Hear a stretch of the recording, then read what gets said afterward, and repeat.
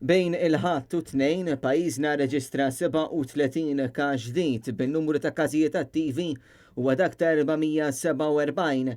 Aħbar pożittiva il fl-aħħar sigħat fiqu 63 persuna minn din l-imxija.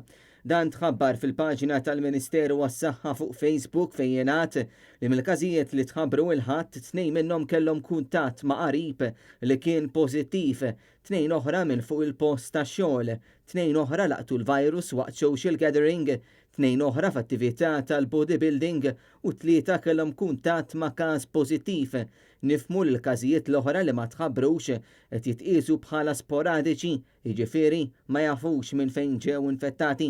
Dan kollu jfisser li l-ammont ta' każi totali mis-7 ta' Marzu lil hawn tela għal 2250. Net News huwa l-uniku li qed iwassal iċ-ċifri kollha wara deċiżjoni li l-immigranti regolari ma jibqgħux ikunu inklużi maċ-ċifri uffiċjali.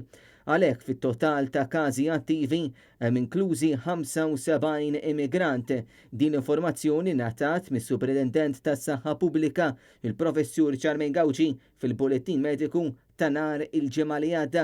Minnaħa l-oħra t-total ta' persuni li fiequ tela għal 1697 fil-waqt li l-ammont ta' mwiet baqa' 14.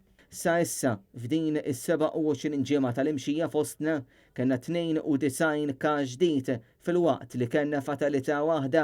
L-appelli mill-awtoritajiet tas-saħħa baqgħu biex kull min iħoss is-sintomi tal-COVID-19 ma joħroġx mid-dar u jagħmel swab test.